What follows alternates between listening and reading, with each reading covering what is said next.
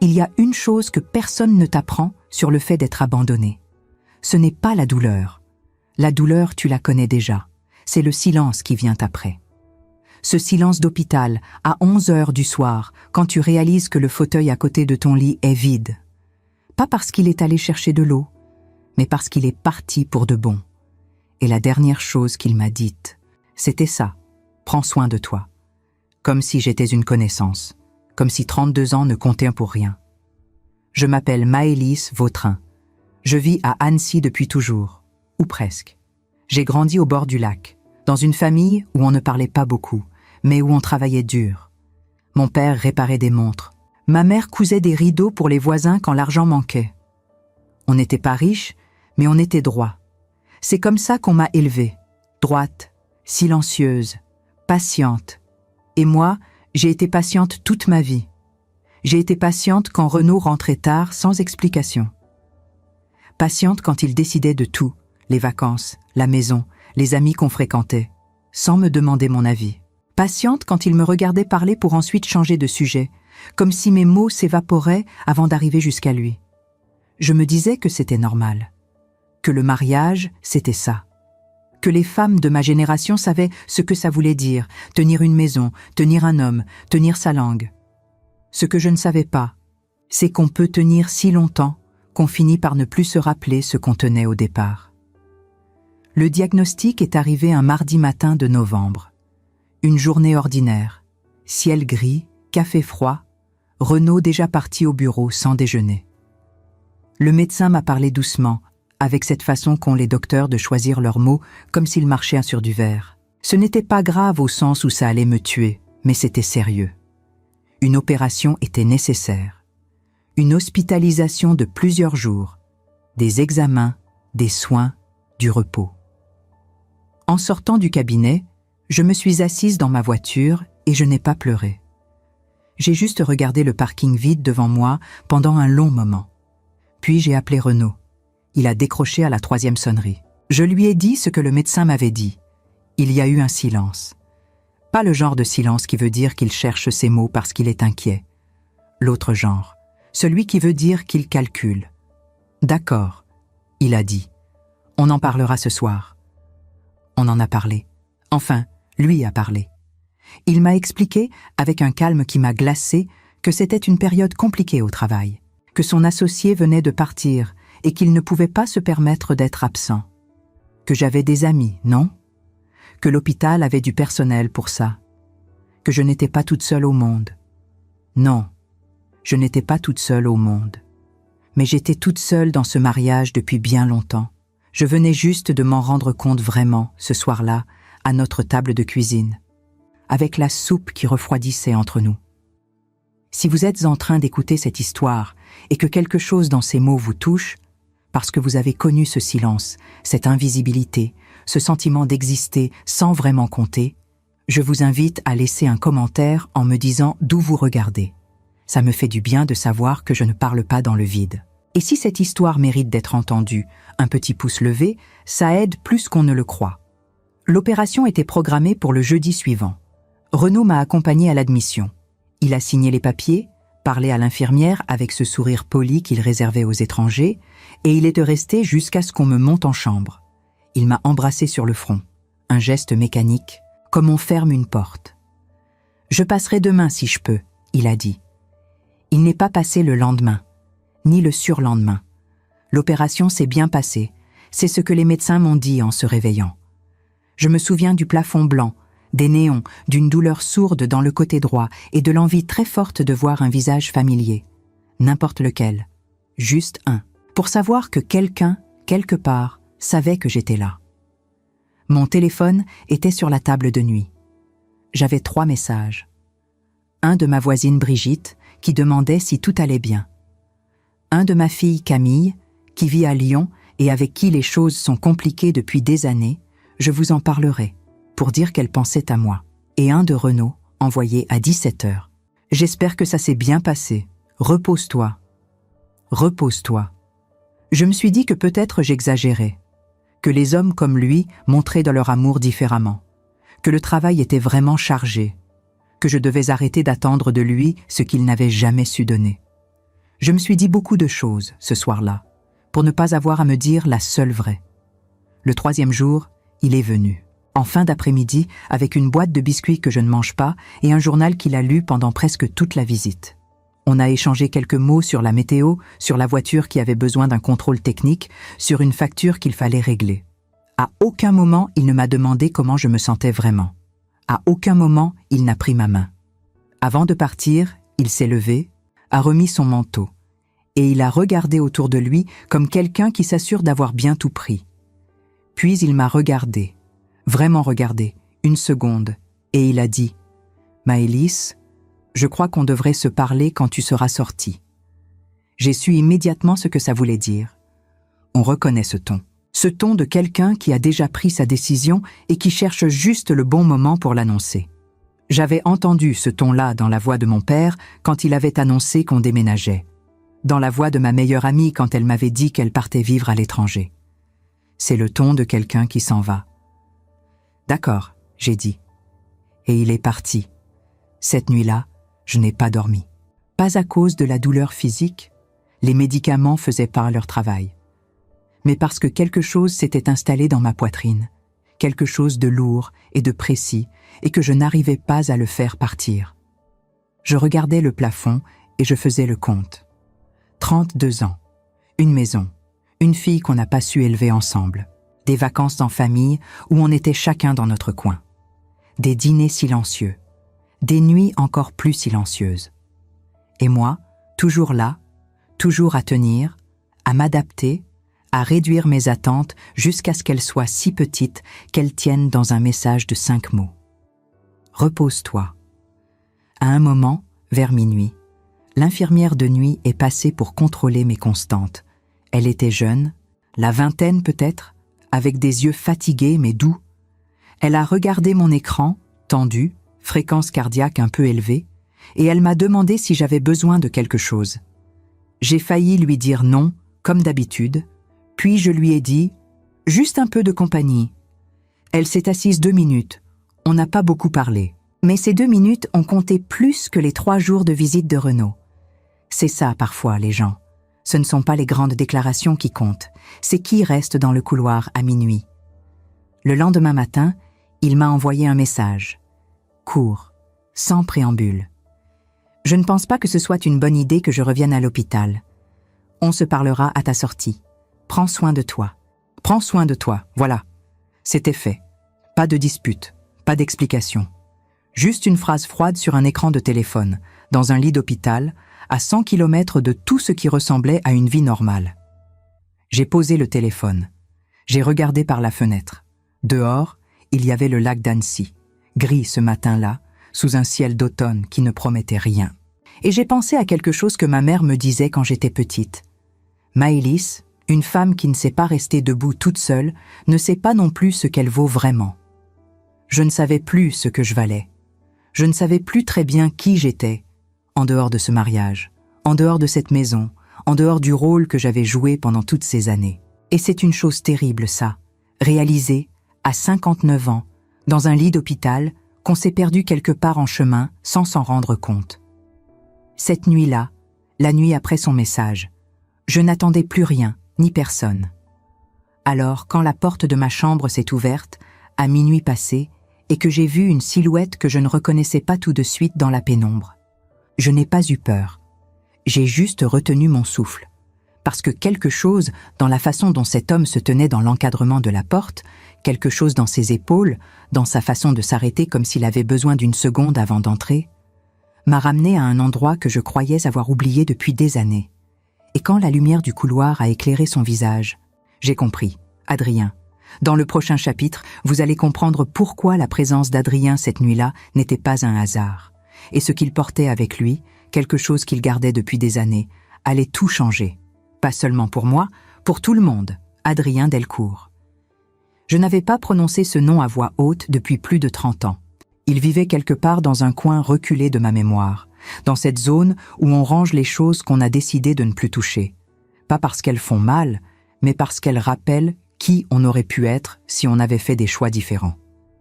Il est entré doucement, comme quelqu'un qui a peur de déranger. Il avait vieilli, bien sûr. les cheveux gris aux tempes, quelques rides autour des yeux, une façon de se tenir un peu plus lourde qu'avant. Mais il y avait quelque chose dans son regard qui n'avait pas changé.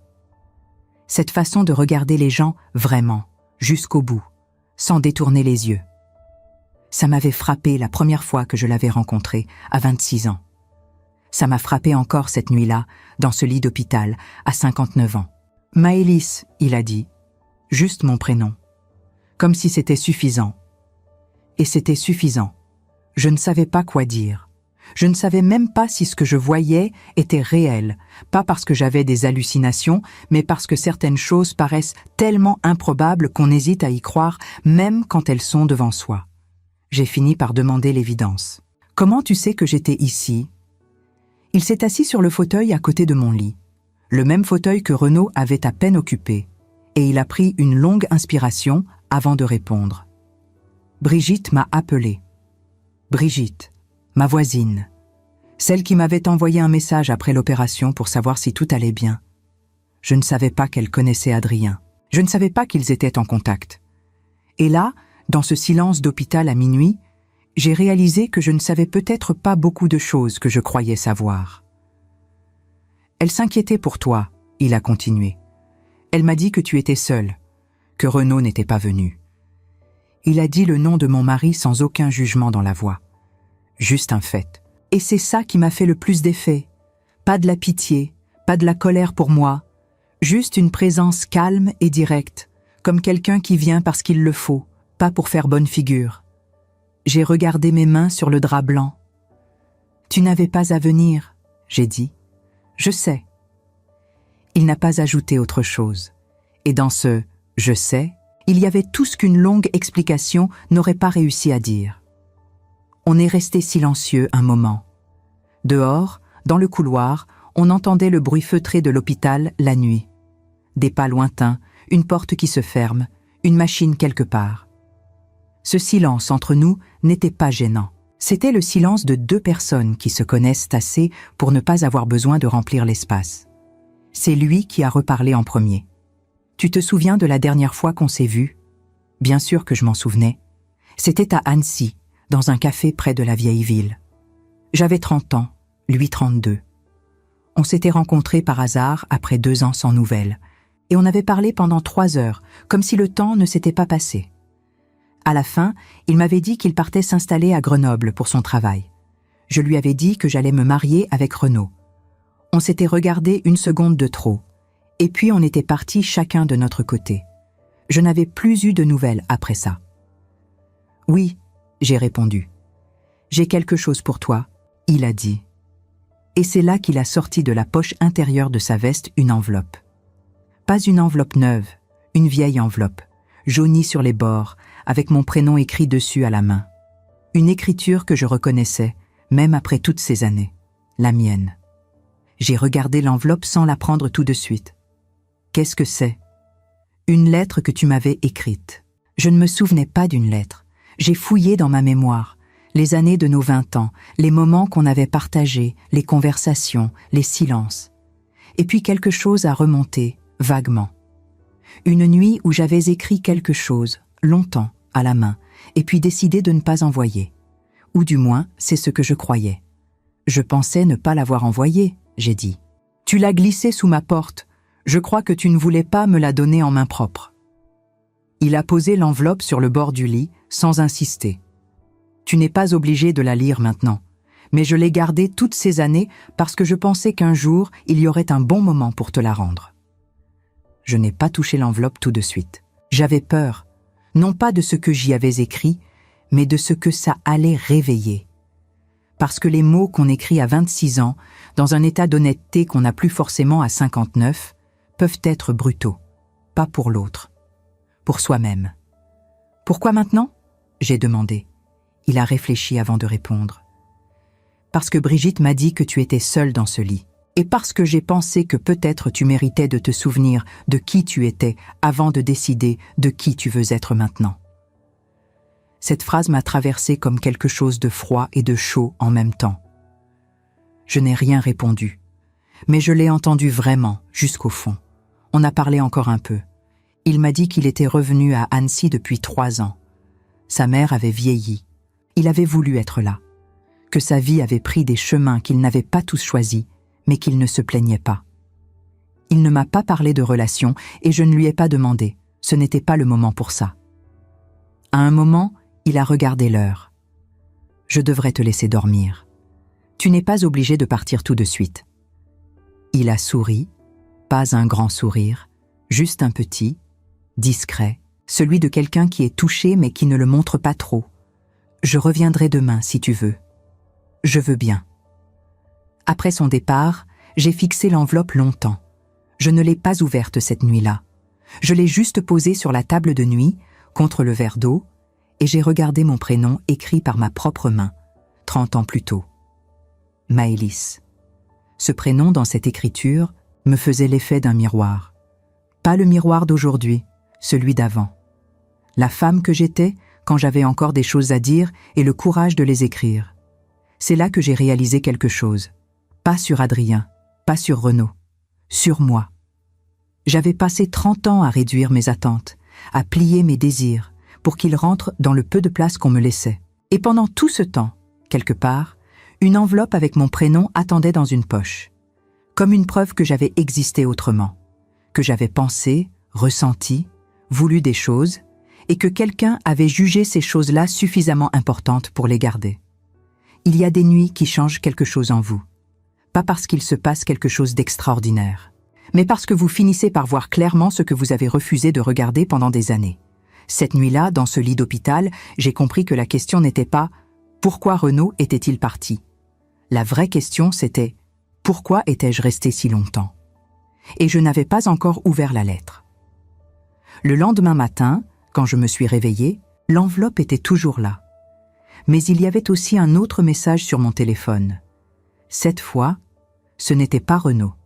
C'était ma fille Camille. Et ce qu'elle m'écrivait, je ne m'y attendais pas du tout. Le message de Camille était court, trop court pour ce qu'il contenait. « Maman, j'arrive demain. On a besoin de se parler, pas par téléphone. » J'ai lu ces 2 phrases 3 fois. Et à chaque fois, j'avais une sensation différente. D'abord le soulagement, parce que ma fille venait. Puis l'inquiétude, parce que Camille ne débarque jamais sans raison. Et enfin, quelque chose que je n'arrivais pas tout à fait à nommer, une espèce de pressentiment que ce qui allait se passer dans les prochaines heures allait dépasser ce que j'étais prête à recevoir. Il faut que je vous parle de Camille. Ma fille a 34 ans. Elle vit à Lyon depuis ses études et on n'a jamais vraiment réussi à trouver un rythme naturel ensemble. Pas parce qu'on ne s'aime pas, je crois qu'on s'aime, à notre façon, avec toutes les maladresses que ça implique. Mais parce que Camille est le genre de personne qui a besoin que les choses soient dites clairement, franchement, sans détour. Et moi, j'ai passé ma vie à faire exactement le contraire, à arrondir les angles, à garder les choses pour moi, à sourire quand j'aurais dû parler. On s'est beaucoup heurté là-dessus, surtout pendant ces années d'adolescence, quand elle me demandait pourquoi je ne disais jamais rien à son père, pourquoi je laissais passer des choses que manifestement je n'acceptais pas vraiment. Je lui répondais que c'était compliqué, que les adultes fonctionnaient autrement. Elle me regardait avec ses yeux qui ne croyaient pas un mot de ce que je disais. Elle avait raison, mais à l'époque, je n'étais pas capable de le reconnaître. Les années avaient mis de la distance entre nous. Pas une distance froide, plutôt une distance prudente, comme 2 personnes qui ont appris à ne pas trop s'approcher pour éviter de se faire mal. On se téléphonait 1 fois par semaine, on se voyait aux fêtes, on parlait de tout, sauf de l'essentiel. C'était notre équilibre. Fragile, artificiel, mais stable. Et voilà qu'elle arrivait le lendemain. Adrien est revenu dans l'après-midi, comme promis. Il avait apporté 2 gobelets de café de la boulangerie en bas. Un geste si simple, si humain, que j'ai eu envie de pleurer rien que pour ça. On s'est installé, lui dans son fauteuil, moi dans mon lit avec le dossier relevé, et on a parlé. Vraiment parlé, comme on n'avait pas eu l'occasion de le faire depuis des décennies. Il m'a raconté sa vie à Grenoble, son travail dans l'architecture. Il avait monté son propre cabinet, spécialisé dans la rénovation de bâtiments anciens. Un mariage, au début des années 2000, qui n'avait pas tenu. Pas d'enfant. Il disait ça sans amertume particulière, juste avec cette honnêteté tranquille qui lui avait toujours appartenu. « J'aurais aimé », il a dit, Mais certaines choses ne se décident pas toutes seules. Puis il m'a demandé comment s'était passée ma vie. Vraiment, pas par politesse, mais avec cette attention qui oblige à répondre honnêtement. Et là, j'ai fait quelque chose que je ne fais presque jamais. J'ai dit la vérité. Je lui ai parlé de Renaud, de la façon dont les premières années avaient été correctes. Pas passionnantes, mais correctes, et comment, avec le temps, le mariage s'était réduit à une organisation logistique. 2 personnes qui partagent une maison, des comptes, un nom. Je lui ai parlé de Camille, des tensions, des occasions manquées. Je lui ai parlé de cette sensation permanente de me sentir à côté de ma propre vie, comme spectatrice de quelque chose qui me concernait, mais dans lequel je n'avais jamais vraiment eu ma place. Adrien écoutait. Il ne cherchait pas à interrompre, à relativiser, à me dire que ça allait aller. Il écoutait, c'est tout. Et c'est fou ce que ça change, quelqu'un qui écoute vraiment. Quand j'ai eu fini, il y a eu un silence, puis il a dit « Tu n'as jamais ouvert la lettre ». Je l'avais gardée sur la table de nuit. Non. Pourquoi ? J'ai réfléchi. Parce que j'ai peur de ce que j'y ai écrit. Tu te souviens de ce qu'il y a dedans ? Vaguement. Il a hoché la tête lentement, sans insister. Tu l'ouvriras quand tu seras prête. Ce soir-là, après son départ, j'ai pris l'enveloppe. Je l'ai tenue dans mes mains un long moment. Le papier était épais, légèrement rugueux, le genre de papier qu'on n'utilise plus vraiment aujourd'hui. Mon prénom, écrit à l'encre bleue. La boucle du M, un peu trop grande, comme je l'écrivais quand j'avais la vingtaine. Je l'ai ouverte. La lettre faisait 3 pages, serrée, sans marge, comme si j'avais eu peur de manquer de place. Je n'ai pas tout relu d'un coup. Certaines phrases m'arrêtaient, me forçaient à poser le papier et à regarder le plafond avant de continuer. Il y avait des choses que j'avais écrites sur Adrien, sur ce que je ressentais pour lui, sur le fait que je n'avais pas eu le courage de le lui dire en face parce que ça m'aurait obligé à faire des choix que je n'étais pas prête à faire. Il y avait des choses sur Renaud aussi. Pas des choses méchantes, mais des doutes. Des phrases comme « Je ne suis pas sûre que ce soit de l'amour, je crois que c'est de la sécurité, et je ne sais pas si c'est suffisant. » Des phrases que j'avais écrites à 26 ans et que j'avais enfouies si profondément que j'avais fini par croire ne les avoir jamais pensées. Mais ce qui m'a le plus arrêté, c'était la dernière page. J'avais écrit « Si un jour je lis cette lettre et que je suis encore dans cette vie par habitude plutôt que par choix, j'espère que j'aurai encore le temps de changer quelque chose. Pas pour quelqu'un d'autre. Pour moi. » J'ai relu cette phrase plusieurs fois. Et pour la première fois depuis le début de cette hospitalisation, depuis le message froid de Renaud, depuis les nuits seules, depuis tout, j'ai pleuré. Pas de la tristesse exactement. Plutôt ce genre de larmes qui sortent quand quelque chose se dénoue à l'intérieur. Quand on reconnaît enfin une vérité qu'on avait travaillé dur à ignorer. Camille est arrivée le lendemain matin, vers 10 heures. Elle avait pris le train de nuit. Elle avait des valises sous les yeux et cette façon à elle de marcher vite, droit, comme quelqu'un qui s'est décidé à faire quelque chose et qui ne veut pas se laisser le temps de changer d'avis. Elle s'est arrêtée dans l'encadrement de la porte. On s'est regardé une seconde. Maman. Camille. Elle est entrée, a posé son sac et s'est assise au bord du lit. Pas dans le fauteuil, au bord du lit, tout près, comme elle ne le faisait plus depuis qu'elle était petite. Et j'ai compris que ce qu'elle avait à me dire était important.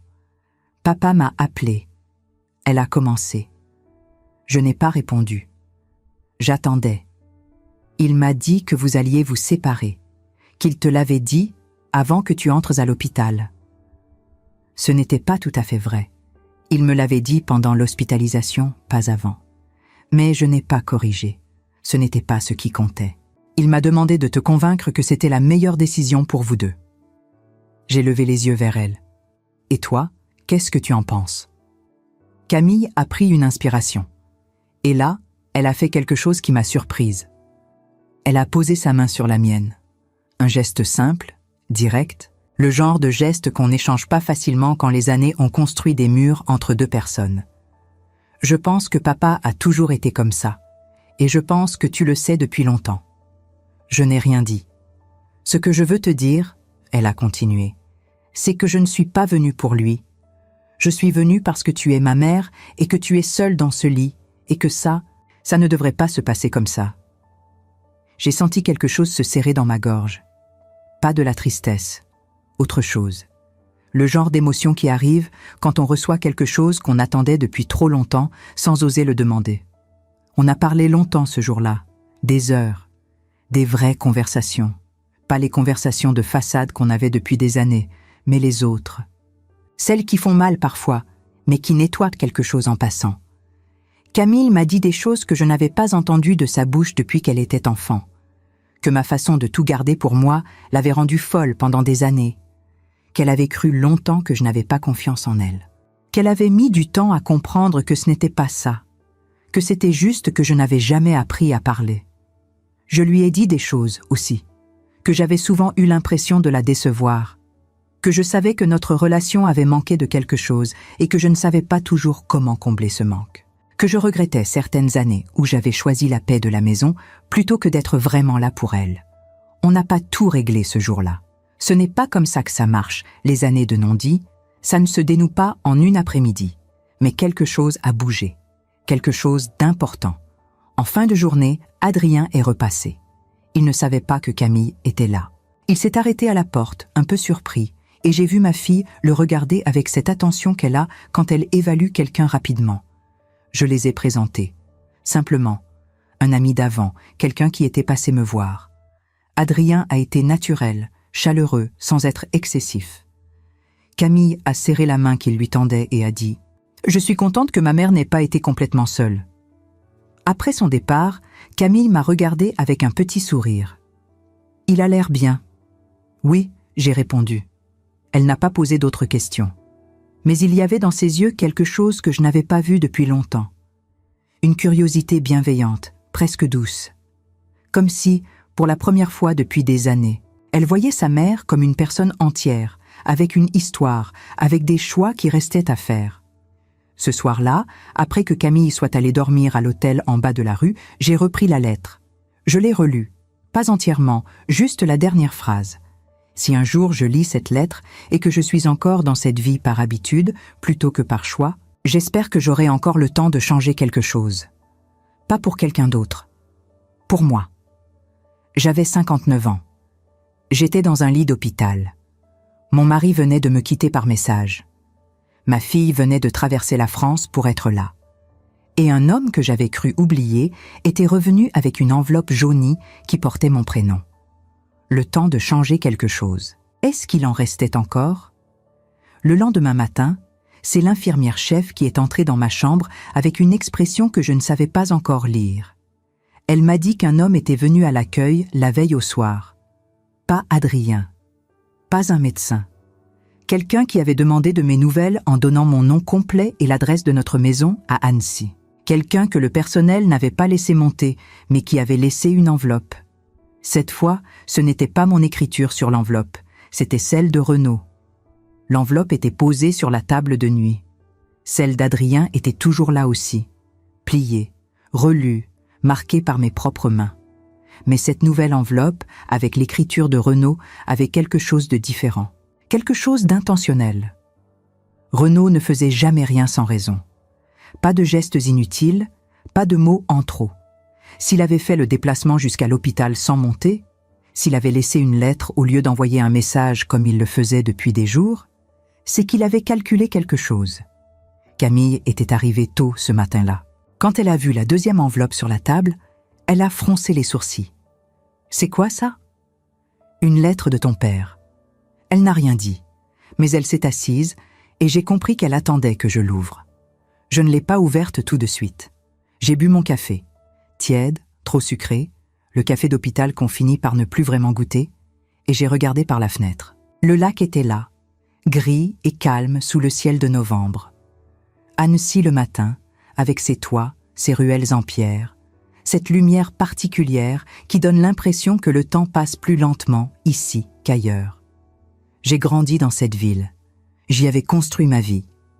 Et pour la première fois, en regardant ce lac ce matin-là, je me demandais ce que cette ville représentait vraiment pour moi, en dehors de Renaud, en dehors de la maison, en dehors du rôle que j'y avais joué. J'ai ouvert l'enveloppe. La lettre de Renaud faisait 1,5 pages. Écriture serrée, ordonnée, sans rature, il avait dû la recopier. C'était du Renaud pur, même dans l'émotion, ou ce qui s'en approchait. Il ne pouvait pas se permettre le désordre. Il commençait par dire qu'il n'était pas venu monter parce qu'il pensait que je n'avais pas envie de le voir. Une précaution, pas une attention. Puis il expliquait, et là, j'ai dû m'arrêter plusieurs fois, que la décision de partir n'était pas nouvelle, qu'il y pensait depuis plusieurs années, qu'il avait rencontré quelqu'un, pas récemment, depuis 2 ans. Une femme qui travaillait dans son cabinet comptable. Il ne donnait pas de détails. Il disait juste que c'était sérieux et qu'il avait attendu le bon moment pour me le dire. Le bon moment. Il avait attendu que je sois dans un lit d'hôpital après une opération pour me dire qu'il avait une autre vie depuis 2 ans. J'ai posé la lettre. Camille avait lu sur mon visage ce qui se passait. « Maman, il y a quelqu'un d'autre, depuis 2 ans. » Le silence qui a suivi était dense. Camille a fermé les yeux 1 seconde. Quand elle les a rouverts, il y avait dans son regard quelque chose que je n'arrivais pas tout à fait à déchiffrer, pas de la surprise. Plutôt une confirmation douloureuse de quelque chose qu'elle avait peut-être senti sans en être certaine.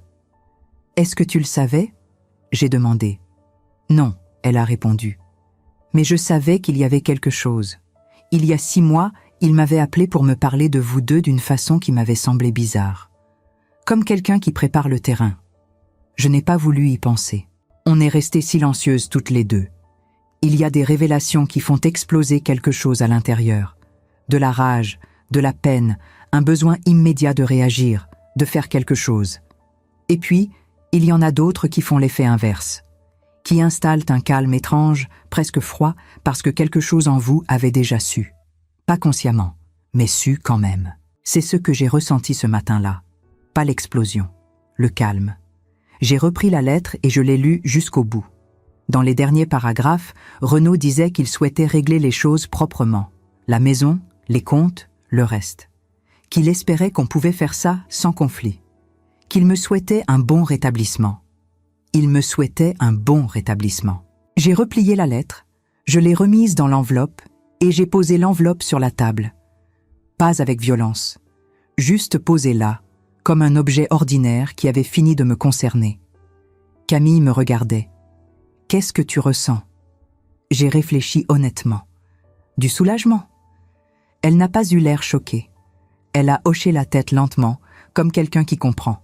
« C'est normal, maman. » Adrien est passé en fin de matinée. Il a senti que quelque chose avait changé dans la pièce dès qu'il est entré. Cette façon qu'il avait de lire l'atmosphère sans qu'on ait besoin de lui expliquer. Il a regardé les 2 enveloppes sur la table de nuit, puis il m'a regardé. « Ça va ?» ?»« Oui. » Il a tiré le fauteuil et s'est assis. Camille était là aussi, et tous les 3 on a parlé.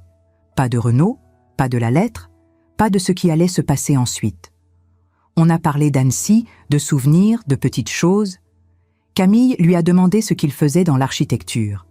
Il lui a répondu avec cet enthousiasme discret qu'il avait quand quelque chose l'intéressait vraiment. Et j'ai regardé ma fille parler avec cet homme dans cette chambre d'hôpital, sous la lumière blanche du matin, et quelque chose en moi s'est déposé, comme une poussière qui retombe après qu'on ait secoué quelque chose de trop longtemps fermé. À un moment, Camille s'est levée pour aller chercher quelque chose à manger en bas.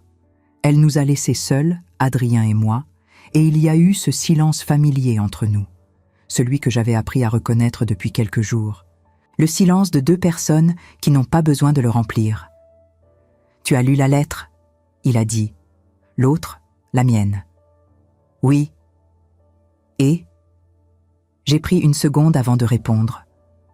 J'avais 26 ans et je voyais déjà ce que je refusais d'admettre. C'est ça le plus dur à accepter. Pas lui, pas les 2 ans. Le fait que j'avais su, quelque part, et que j'ai quand même choisi de rester. Adrien ne m'a pas dit que j'avais bien fait ou mal fait. Il n'a pas essayé de relativiser ou de me consoler avec des mots faciles. Il a juste dit « On fait les choix qu'on est capable de faire au moment où on les fait. » Pas plus. C'était simple, mais c'était vrai. Et maintenant, j'ai demandé, pas à lui en particulier, plutôt à voix haute, pour moi-même. Maintenant, tu choisis autrement. Je suis sortie de l'hôpital 4 jours plus tard. Camille était là. Elle avait pris 1 semaine de congé, sans que je le lui demande, sans qu'on en parle vraiment, elle avait juste décidé de rester. On a pris un taxi ensemble jusqu'à la maison. En chemin, elle a posé sa tête sur mon épaule, comme quand elle était petite. Je n'ai rien dit. Je lui ai juste pris la main. La maison était silencieuse. Renaud avait déjà récupéré ses affaires, discrètement, pendant mon hospitalisation, avec cette efficacité qui lui était propre. Il n'avait pas tout pris, juste ce qui lui appartenait. Le reste était là, intact. Les meubles, les livres, les photos sur les étagères. Ma vie matérielle, inchangée. Mais l'espace, lui, avait changé. Il y avait quelque chose de différent dans l'air, quelque chose que je n'aurais pas su nommer, mais que je ressentais physiquement. De la place. Pour la première fois depuis très longtemps, il y avait de la place. Camille a passé la semaine avec moi. On a fait des choses simples. Cuisiner, marcher au bord du lac, parler. Vraiment parler. Pas les conversations de surface qu'on avait maintenues pendant des années. Elle m'a raconté sa vie à Lyon, ses doutes, ses projets. Je lui ai parlé de moi, de qui j'étais avant Renaud, de ce que j'avais mis de côté, de ce que j'avais envie de retrouver. Ces conversations-là, on aurait dû les avoir il y a des années. Mais il y a des choses pour lesquelles il faut apparemment toucher le fond avant de les dire à voix haute. Adrien est venu dîner un soir. On était tous les 3 autour de la table, avec une bouteille de vin de Savoie et un gratin que Camille avait préparé. La conversation était légère, facile, sans le poids de tout ce qu'il y avait eu avant. À un moment, j'ai regardé autour de cette table, ma fille qui riait à quelque chose qu'Adrien venait de dire, la lumière douce de la cuisine, le lac au loin par la fenêtre, et j'ai pensé à cette phrase que j'avais écrite 30 ans plus tôt. J'espère que j'aurai encore le temps de changer quelque chose, pas pour quelqu'un d'autre, pour moi. Il en restait du temps, pas infiniment.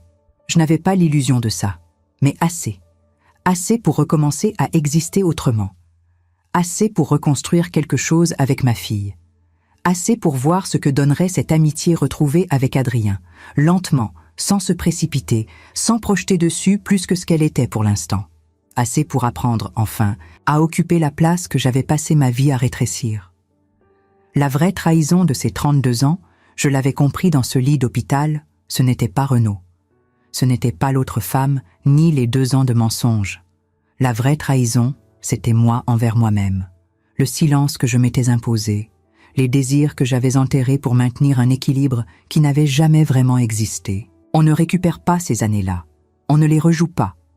Mais on peut décider, à un moment donné, que ce qui reste sera différent. Que les choix à venir seront vraiment les siens. C'est ce que j'ai décidé, ce soir-là, autour de cette table. Pas dans un élan dramatique, pas avec des grands mots. Juste comme ça, doucement, en regardant ma fille rire et en me souvenant de qui j'étais avant d'avoir eu peur. Les semaines qui ont suivi ont été plus calmes que je ne l'aurais cru. Les démarches avec Renaud ont été réglées sans conflit. Il avait raison là-dessus, au moins. On s'est parlé 2 ou 3 fois au téléphone, poliment, comme 2 personnes qui savent qu'elles se doivent du respect, même quand l'amour a disparu depuis longtemps. Je n'ai pas cherché à lui faire payer quoi que ce soit. Pas parce que je n'étais pas blessée. Je l'étais. Mais parce que la colère prend de la place et que j'avais décidé d'utiliser cette place autrement. Camille est revenue à Lyon, mais on se parle différemment maintenant. Elle appelle plus souvent. Les conversations durent plus longtemps. La semaine dernière, elle m'a demandé si je voulais venir passer quelques jours chez elle en janvier. J'ai dit oui sans hésiter. Ce que je n'aurais probablement pas fait avant, toujours à trouver une raison de rester dans mes habitudes. Adrien et moi, on se voit, régulièrement, sans étiquette. On marche au bord du lac, on boit du café, on parle de tout et de rien. Est-ce que ça deviendra autre chose un jour ? Je ne sais pas. Je n'ai plus l'âge de me précipiter vers les réponses. Mais j'ai compris quelque chose, que la présence de quelqu'un qui vous voit vraiment, qui vous écoute vraiment, qui reste dans le couloir à minuit quand les autres sont partis, ça a une valeur qui n'a rien à voir avec les étiquettes qu'on met dessus. Il y a quelques jours, En faisant de l'ordre dans mes affaires, j'ai retrouvé une photo de moi à 28 ans. Sur un bateau, sur le lac, avec le soleil dans les yeux et ce sourire qu'on a quand on ne pense à rien de compliqué. Je me suis regardée longtemps dans cette photo. Cette femme-là, insouciante, debout, avec quelque chose d'ouvert dans le regard, elle n'était pas morte. Elle avait juste attendu. On attend parfois très longtemps avant de revenir à soi. Mais on revient. Je ne sais pas si mon histoire ressemble à la vôtre. Peut-être que oui, peut-être que non. Mais si vous êtes arrivé jusqu'ici, si vous avez écouté jusqu'au bout, c'est peut-être parce que quelque chose dans tout ça vous a touché. Une phrase, une situation, une sensation que vous connaissiez déjà sans l'avoir jamais entendue dite comme ça. Ce que j'ai appris de tout ça, c'est simple. On ne perd pas sa vie d'un coup. On la laisse partir petit à petit, en silence, en acceptant trop souvent trop peu. Et parfois, il faut une nuit d'hôpital, une porte qui s'ouvre et un prénom qu'on croyait oublié pour se rappeler qu'on existe encore et qu'il n'est pas trop tard. Si cette histoire vous a parlé, laissez-moi un commentaire en me disant d'où vous regardez. Et si vous pensez qu'elle mérite d'être entendue par d'autres femmes qui en ont besoin, partagez-la. Ça compte plus que vous ne le croyez. À la prochaine. Maëlys.